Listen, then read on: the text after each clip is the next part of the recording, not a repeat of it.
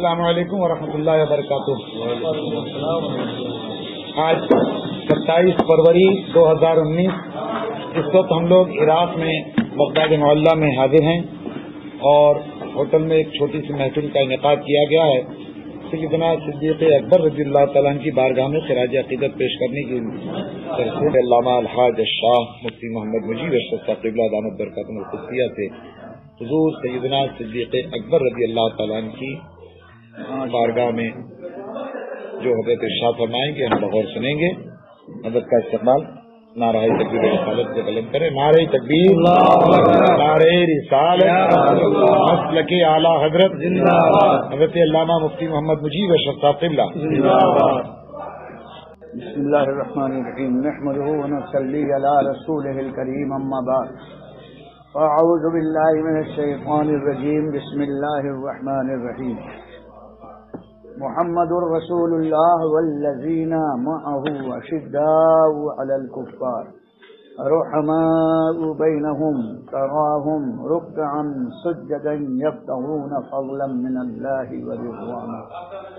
صدق اللہ مولانا العظیم۔ ان اللہ وملائکتہ یصلون علی النبی یا ایھا الذین آمنوا صلوا علیہ وسلموا تسلیما۔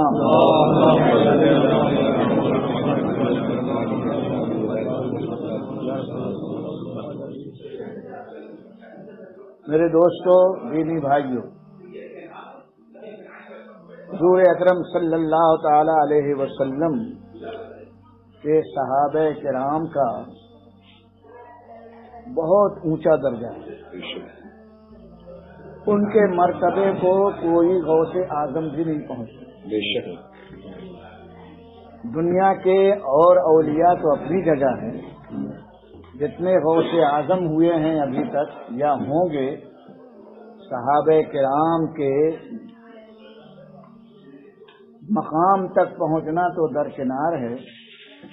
حضور غوث پاک رضی اللہ تعالی عنہ فرماتے ہیں، صحابہ کرام جس گھوڑے پر سوار ہوتے ہیں اور گھوڑا دوڑتا ہے تو ان کی ناک سے جو پانی نکلتا ہے، کوئی بڑے سے بڑا ولی اس کے مقام تک نہیں۔ اب آپ سوچیں، ان کے گھوڑے کے ناک سے جو پانی نکلتا ہے اس کا تقدس اور اس کا مرتبہ غوث پاک بیان۔ اس صحابہ کرام کا درجہ کتنا اونچا ہے، اس حدیث سے آپ اندازہ لگائیں۔ حضور اکرم صلی اللہ تعالی علیہ وسلم فرماتے ہیں کہ اگر میرا کوئی صحابی ایک جو ہوتا ہے بادلی کو کہتے ہیں، گیہوں، ایک جو کا دانہ اللہ کی راہ میں خرچ کرے تو اس کا ثواب اس صحابی کو جو ملے گا، غیر صحابی اگر پہاڑ کے برابر سونا راہ خدا میں خرچ کرے تو اس کا ثواب اتنا نہیں ہوگا جو ایک جو خیرات کرنے کا ثواب۔ اللہ اکبر۔ صحابی کے درجے کو لوگ نہیں سمجھتے، کسی بھی صحابی کے بارے میں کچھ بول دیتے ہیں، میر معاویہ کے بارے میں، عمرو بن العاص کے بارے میں یا کسی کے بارے میں۔ یہ زبان بڑی بےہودہ آوارہ ہے، اس کے بارے میں جو بات آتی ہے بول دیتا ہے۔ قرآن مجید میں ان حضرات کی جگہ جگہ تعریف اللہ نے کی، اور سب سے بڑی تعریف یہ ہے کہ اللہ تعالیٰ صحابہ کرام کے بارے میں فرماتا ہے، رضی اللہ عنہم ورضوا عنہ۔ بے شک یہ جماعت صحابہ، ان سے اللہ راضی ہے اور یہ اللہ کے سبحان اللہ۔ اور ان میں سے خوشبخت صحابہ وہ ہیں جن کو حضور اکرم صلی اللہ علیہ وسلم نے زندگی ہی میں نام لے لے کر فرمایا جنتی ہے، جنتی ہے۔ وہ 10 صحابہ ہیں، وہ دسوں دن کے جنت۔ ان 10 صحابہ میں اور پورے صحابہ میں جو سب سے افضل ہیں وہ صدیق اکبر رضی اللہ عنہ۔ جن کے بارے میں فرمایا ہے کہ افضل البشر بعد الانبیاء، سارے انسانوں میں نبی سب سے افضل ہیں، اور نبی کے بعد اگر کوئی افضل ہے تو ابا بکر صدیق، فرمایا گیا وہ ابو بکر صدیق، ان کے درجے تک کوئی انسان نہیں پہنچا۔ اب ان کے فضائل اور بیان کیے جائیں تو دیر لگے گی۔ قرآن نے صحابہ کرام کی ترتیب کے حساب سے ایک آیت کا اعلان فرمایا۔ پہلے حضور کا ذکر ہے محمد الرسول اللہ، پھر والذین معہ، اور جو ان کے ساتھی ہیں۔ یہ ساتھی کون؟ حضرت ابو بکر صدیق۔ یہ ایسے ساتھی ہیں کہ بچپن میں بھی ساتھ رہے، جوانی میں بھی ساتھ رہے، نبوت کے اعلان کے بعد بھی ساتھ رہے۔ حضور نے سارے صحابہ کو ہجرت کا حکم دیا، تم لوگ حبشہ چلے جاؤ، مدینہ چلے جاؤ، یہاں پر رہنا بڑا مشکل ہو گیا، لیکن صدیق اکبر کو جانے نہیں، اپنے ساتھ رکھا۔ جب ہجرت کیا تو ہجرت میں بھی ساتھ، بے شک غار ثور میں بھی ساتھ، اور اللہ تعالیٰ نے یہ نصیبہ دیا کہ حضور کا وصال ہو گیا تو انہیں جگہ بھی ملی پہلوئے رسول، زندگی میں بھی ساتھ اور وفات کے بعد بھی ساتھ رہے۔ یہ ہے معیت، یہ ہے سنگت، جس کا ذکر اللہ فرماتا ہے محمد رسول اللہ والذین معہ، اور جو ان کے ساتھ۔ حضرت صدیق اکبر بڑے خاموش تھے، بہت کم بولتے تھے۔ ان کا ادب یہ تھا کہ جب آیت کریمہ اتری کہ لا ترفعوا اصواتکم عند رسول اللہ، رسول اللہ کے بعد کے پاس اپنی آواز بلند مت کرو، اگر ایسا کرو گے تو ان تحبط اعمالکم، تمہاری ساری نیکیاں اللہ تعالیٰ برباد کر دیں گے، کچھ کام نہیں آئے گی اے صحابہ۔ جب یہ آیت اتری تو صدیق اکبر کانپ گئے، اور جب حضور کے پاس جاتے تھے تو 2-4 کنکر دھو کر کے منہ میں رکھ لیتے تاکہ اگر بولنے کی بھی ضرورت ہو تو کنکر منہ میں رہے گی تو آواز زور سے نہیں نکلے گی۔ یہ انتظام کیا۔ صدیق اکبر کی یہ ادا اللہ کو اتنی پسند آئی، فرماتا ہے ان الذین یغضون اصواتهم عند رسول اللہ اولئک الذین امتحن اللہ قلوبهم بالتقوی لهم مغفرۃ واجر عظیم۔ اللہ تعالیٰ فرماتا وہ لوگ جو اپنی آوازوں کو رسول اللہ کے پاس مدھم پست رکھتے ہیں، یہی وہ لوگ ہیں کہ ان کے دلوں کو اللہ نے تقوی اور پرہیزگاری کے لیے چن لیا، اور ان کے لیے اجر عظیم ہے۔ کیا سمجھے؟ تقوی 2 قسم کا ہوتا ہے۔ ہم نے داڑھی رکھ دیا، متقی بن گئے، نمازی متقی بن گئے، روزے دار متقی بن گئے، حج کر لیا متقی بن گئے۔ یہ تقوی سب کو نظر آتا ہے، اور اس تقوی میں دکھاوا بھی ممکن ہے۔ نماز کوئی پڑھ رہا ہے کہ لوگ مجھے دیکھ کر متقی کہیں، داڑھی رکھ رہا ہے کہ لوگ مجھے متقی کہیں، حج اس لیے کر رہا ہے کہ لوگ حاجی صاحب کہیں۔ یہ دکھاوے کا بھی تقوی ہو سکتا ہے اور خلوص کا بھی ہو سکتا ہے، لیکن جو دل کا متقی ہوگا اسے صرف اللہ ہی جانے گا اور کوئی نہیں جانے گا۔ تو جو نبی کا ادب کرتا صرف دیکھنے کا متقی نہیں ہوتا ہے، وہ دل کا متقی ہوتا ہے۔ تو حضرت ابو بکر صدیق کی ادا کو رب نے پسند فرما کر قرآن میں نازل فرمایا، اور حضور بھی صدیق اکبر کی ادا کو بہت پسند کرتے۔ ایک مرتبہ بلال اذان دے رہے تھے، صحابہ خاموش تھے۔ جب حضرت بلال نے کہا اشہد ان محمد رسول اللہ، تو سب خاموش بیٹھے تھے۔ صدیق اکبر نے آج پہلے دن اپنے انگوٹھے کو چوما، آنکھ سے لگایا، اور حضور کے پہلو میں تھے۔ حضور نے انہیں کنکھیوں سے دیکھا کہ آج صدیق کچھ کام کر رہا ہے۔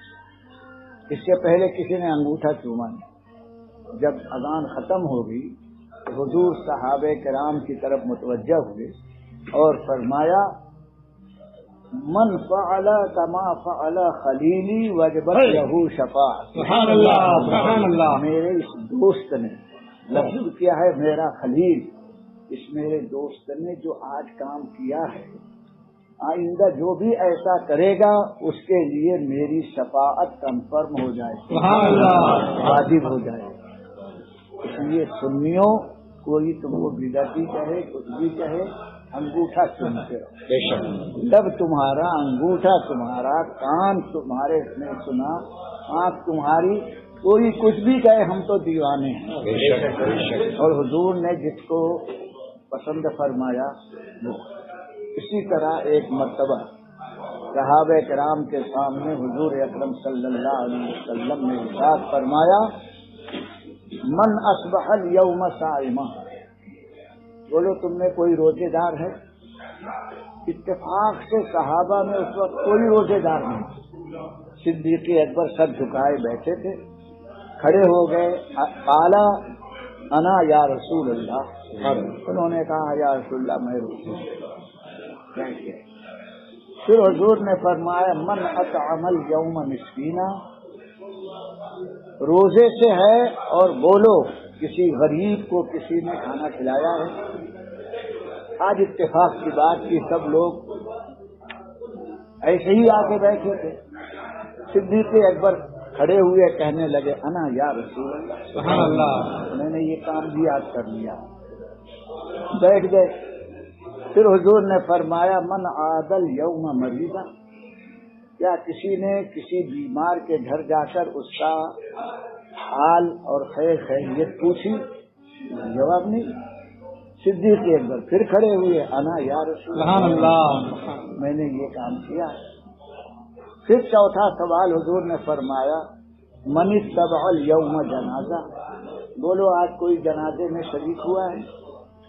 کوئی نہیں بولا۔ مدینے میں کوئی جنازہ ہی نہیں ہوا تھا، میت نہیں ہوئی تھی، شریک کرتے لوگ، لیکن پھر بھی صدیق فرماتے، انا یا رسول اللہ، میں نے شرکت کی ہے۔ ایک دور دیہات میں کسی صحابی کا انتقال ہوا تھا تو صدیق اکبر روزہ رکھے دھوپ میں صرف اپنے بھائی کے جنازے میں شرکت کے لیے وہاں گئے، اور وہاں سے آ کے حضور کی بارگاہ میں بیٹھے۔ جب یہ چار باتیں حضور نے پوچھ لی تو پھر سر انور اٹھایا اور فرمایا، مجتمع هذه الخصلة فی رجل فی یوم واحد قط الا دخل الجنہ، کسی ایک مسلمان میں یہ چاروں باتیں ایک ہی دن میں جمع ہو گئیں، اس نے یہ کام کر لیا، وہ سن لے وہ جنت میں چلا جائے۔ صدیق اکبر کی اس ادا کو حضور نے اتنا پسند کیا کہ جنت کی سرٹیفکیٹ بنا دیا، ایک ہی دن میں یہ چاروں کام کرنا چاہیے۔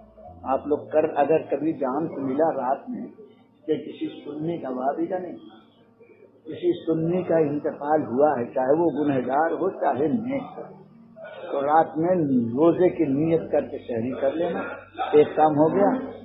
صبح اٹھنا تو کسی غریب کو تلاش کر کے کھانا کھلا دینا، محلے پڑوس میں کوئی بیمار ہے جا کر کے اس کی مزاج پرسی کر لینا، اور اگر محلے میں نہیں ہے تو آج اسپتال میں بہت ملتے ہیں بیمار، جا کے وہاں کسی مسلمان کی سنی کی مزاج پرسی کر لینا۔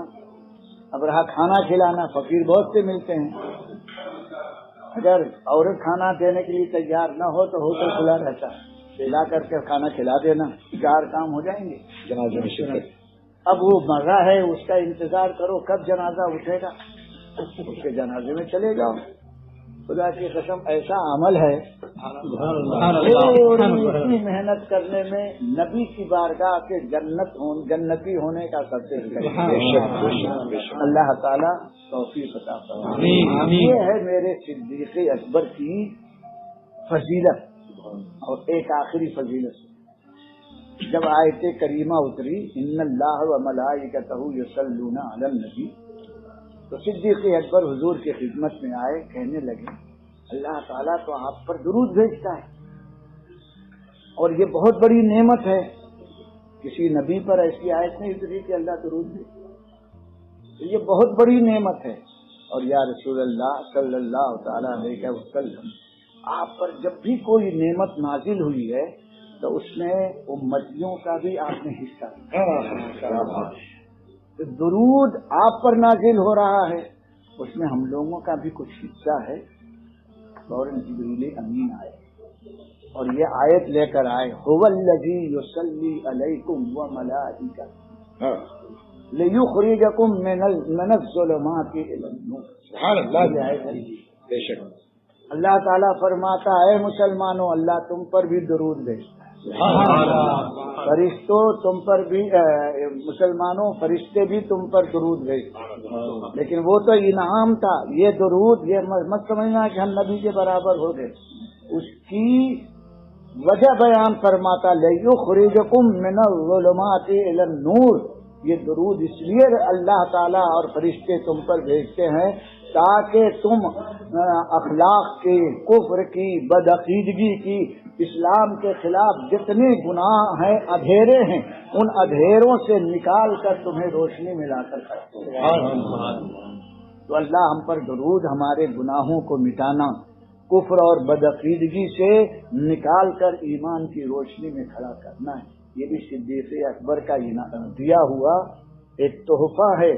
حضور سے پوچھا کہ آپ کو درود کا اللہ نے تحفہ دیا ہے تو ہم کو بھی تو کچھ ملنا چاہیے، تو آیت کریمہ کتنا بڑا احسان ہے صدیق اکبر۔ اللہ تعالیٰ ان کی روحانی اور ایمانی روشنی ہم سب کو اس کا فیض عطا فرمائے۔ کھڑے ہو کر سب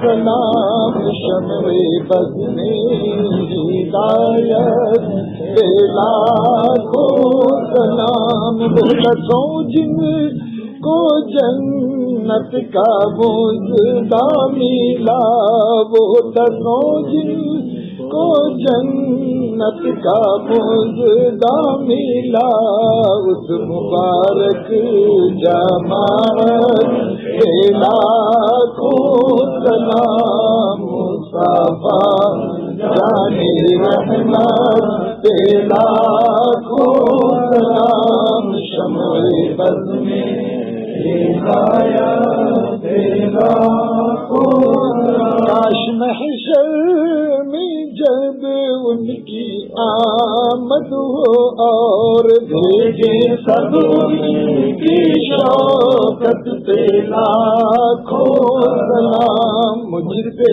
خدمت کے خود سی کہیں ہارا، مصطفیٰ جان رحمت لاکھوں سلام، شمع بز میں ہدایت لاکھوں سلام۔ یا اللہ یا رحمان یا رحیم، بزم صدیقی کو قبول فرما کر ہمیں بھی صدق و صفا عطا فرما، انہی کی محبت اور ادب اور ان کے طور طریقے کی روشنی ہمیں عطا فرما، بارگاہ مصطفیٰ کا ہم کو سب کو مؤدب بنا، ایمان کامل عطا فرما، عمل صالح عطا فرما، اسلام اور سنیت پر ثبات قدمی عطا فرما، ہندوستان اور کشمیر کے مسلمانوں کو امن و عافیت عطا فرما، ظالموں کے ظلم سے انہیں بچا کر راحت مستقل راحت عطا فرما۔ ان اللہ و ملائکتہ یصلون علی النبی یا ایھا الذین آمنوا صلوا علیہ وسلموا تسلیما۔